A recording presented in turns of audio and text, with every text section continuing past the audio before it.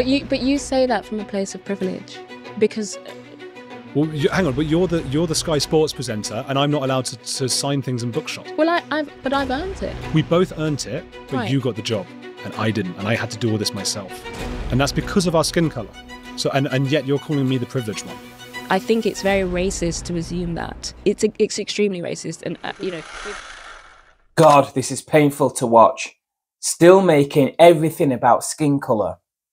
She is possibly the most dismissive person I have ever seen in a debate. It's one contradiction after another.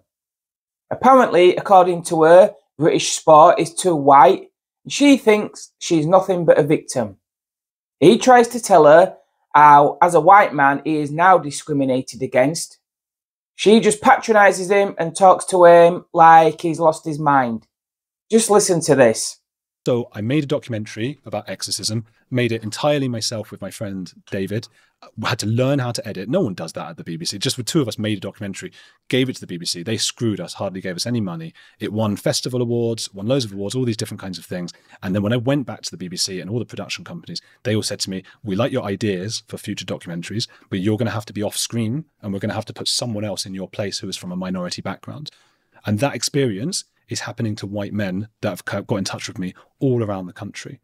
So I get that on a global level. But what if that person from a minority background is just they could be really good, but they didn't. They might be. Look, so I came to them after the exorcism story, saying, "Hey, I speak these 5 languages. I've got these mad stories about like weird stuff in Bolivia, weird stuff in Ecuador, Germany's nutcases, and these stories are going to be huge for the BBC and Channel 4 or whoever wants to take these stories.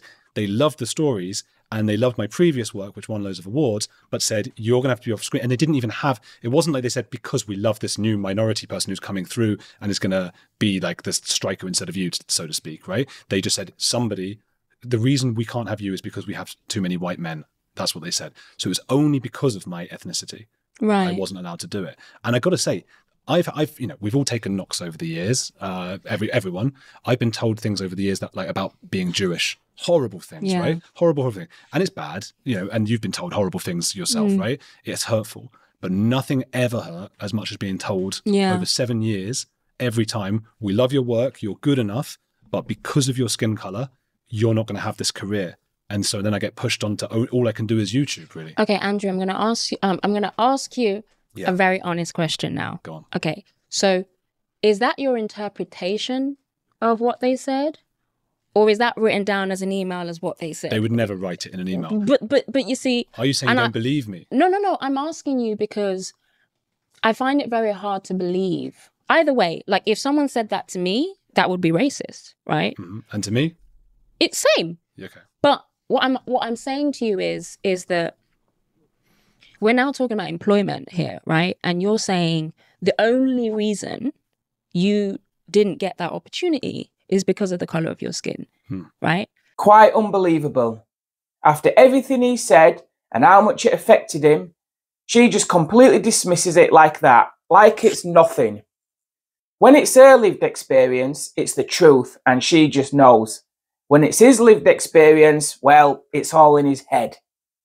Maybe an ethnic minority got the job because they are just better, she says. He just said the documentary won awards. Clearly, he is the wrong colour. Funny how she thinks when black people get the position, it's because they are all better. All even better than award-winning white filmmakers. But when a white person gets the job, oh well, that must be racism, white privilege, or a proof of lack of diversity. This is her saying British sports are too white. Again, it's just painful to watch. But the reality is that the issue beyond, the articulation of the words is that sport, I believe, should be a diverse representation of talented people.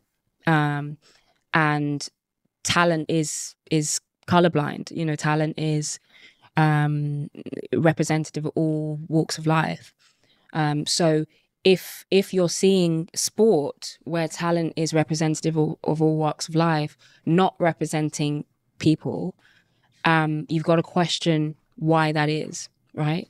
Whether it's, you know, the recruitment bias, whether it's the institutional setups that don't allow certain people in who are talented. The starting point, particularly in a country like the UK, which is undeniably diverse, should be diversity. So in that very video, it said that 23% of athletes who are playing are not white, so or BAME as we say in the UK. 23%, and that 18% are BAME in the general population. So I was watching that video, sort of trying to think, well, so what's the problem here? Because there are actually there's more diversity in football than in the general population. Because my understanding from that podcast was addressing other sports. Because I think I said on the podcast that actually football is very diverse, and actually the issue is not at pitch level for football. Football actually is an example of brilliant diversity, and I think our England men's team is. The problem is actually why that doesn't translate to the boardroom, right? So why is there, as you said, I think it's actually like 34% diversity in terms of football, but it's very, very, very limited in the boardroom. Talent is colourblind. As long as there aren't too many white people is what she really means. Perhaps all those white people are in those sports because they are the best. I share the thought of that. England women's team won the Euros. Think about that. Won the entire tournament. And all she and many others said at the time was, it showed a lack of diversity. Well, guess what? Maybe all those players were just better. They were certainly good enough to win the tournament. England's men's football team is not that diverse at all. She's wrong. Black and mixed race black males are massively overrepresented in English football. England is a country that is 82% white and around 6% black and mixed race black. Yet nearly always at least half the team is black or mixed race black. Where are all the players of Chinese, Indian or Bangladeshi heritage? Are they going to take some black players out of the team to allow room for other ethnic minorities? Of course not, because diversity just means anti-white or anything but white. Do you think they complain about lack of diversity when it is this way around?